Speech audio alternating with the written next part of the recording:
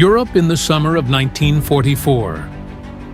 The Wehrmacht is under immense pressure on two major fronts. In France, the Allies have reclaimed vast territories after the Normandy invasion, while on the Eastern Front, the Red Army's summer offensive, Operation Bagration, has crushed entire German armies. The losses are catastrophic. Hundreds of thousands of soldiers have been killed, wounded, or taken prisoner. Yet Hitler and his leadership are determined to continue the war, no matter the cost. The regime's response: a new formation, a so-called People's Army, under the guise of National Socialist warfare. The Volksgrenadier Divisions were intended to fill the gaps at the front. But who were these soldiers? How were they recruited? And how effective were they in battle?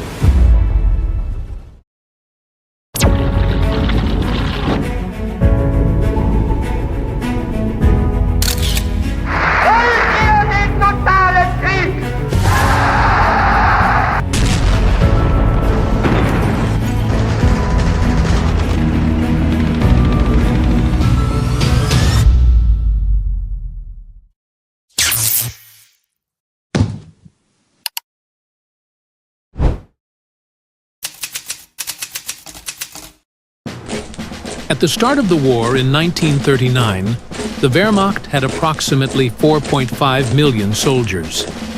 By 1941, at the launch of the Eastern Campaign, that number had grown to 7.2 million. By 1943, over 9.5 million men were fighting for Germany. In total, about 18 million men served in the Wehrmacht over the course of the war. However, despite these high numbers, replenishing the frontline troops became increasingly difficult.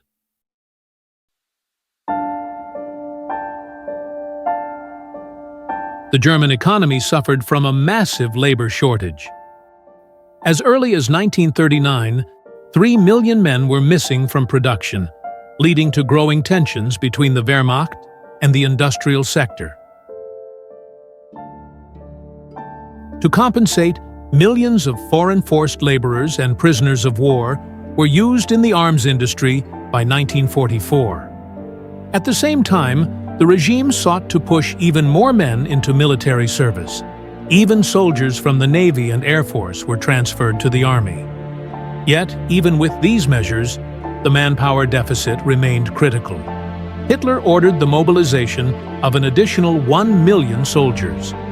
Ultimately, only about 400,000 men could actually be drafted, a clear indication of the Wehrmacht's impending collapse.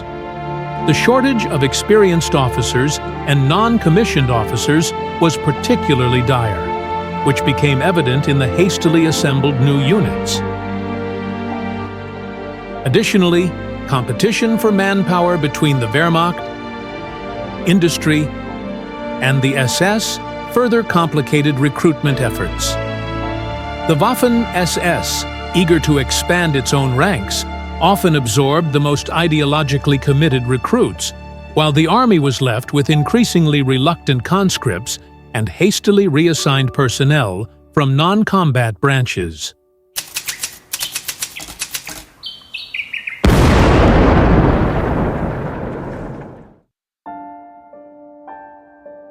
After the failed assassination attempt on Hitler on July 20, 1944, Heinrich Himmler gained increasing authority.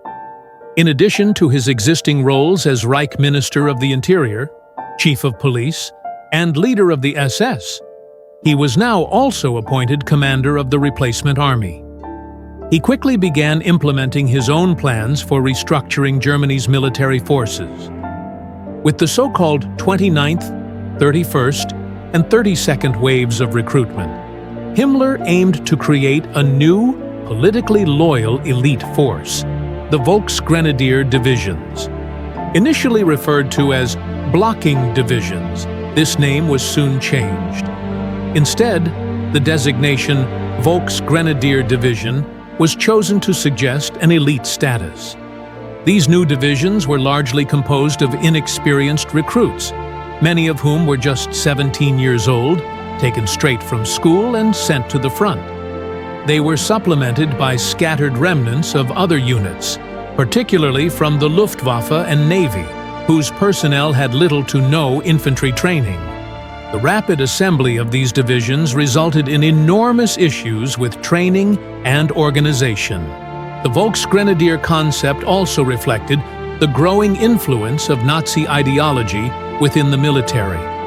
Unlike earlier Wehrmacht divisions, Volksgrenadier units were expected to be led by officers and NCOs who were younger and ideologically committed to the Nazi cause. Commanding officers were often handpicked based on their political reliability rather than their tactical skill.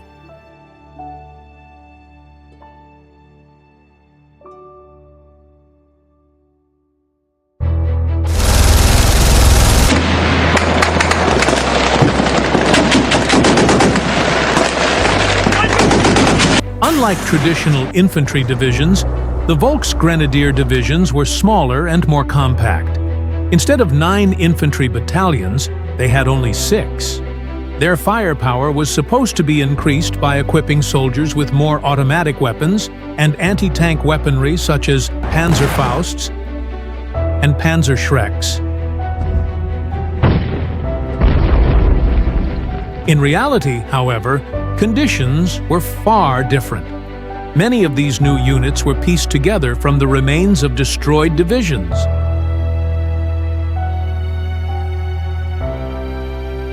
Most of the soldiers had little to no combat experience. Many were just 17 or 18 years old and had only undergone brief training.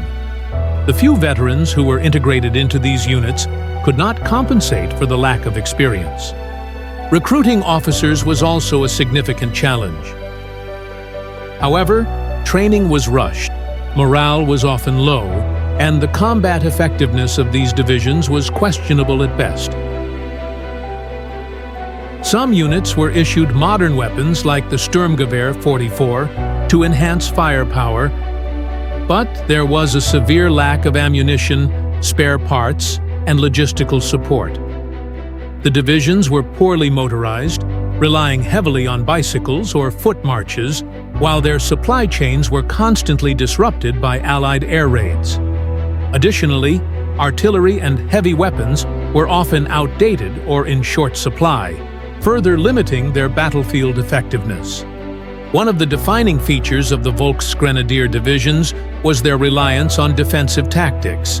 Unlike the fast-moving blitzkrieg formations of the early war years, these divisions were designed primarily for holding ground against superior enemy forces.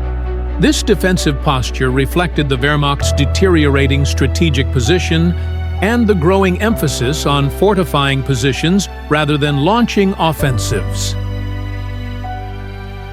By the end of 1944, approximately 82 Volksgrenadier divisions had been established, with most of them deployed on the Eastern Front.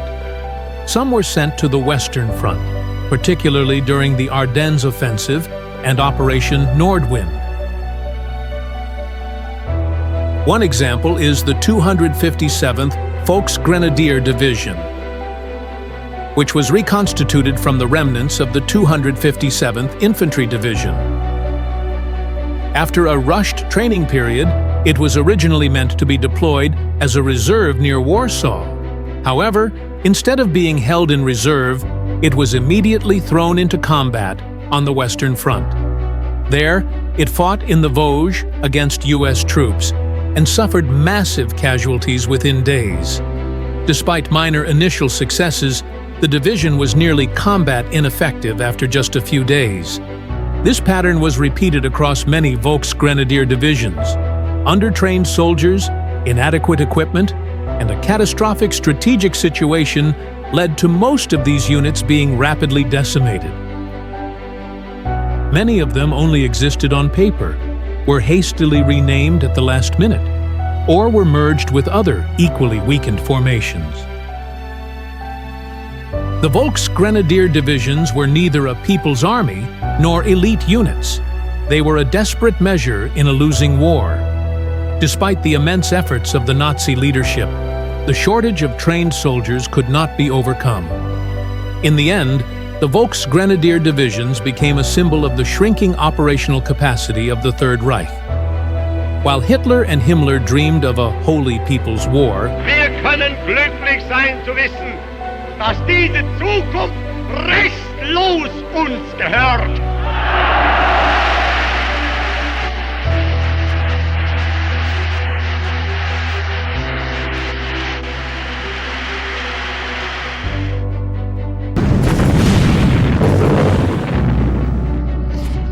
their forces crumbled on all fronts.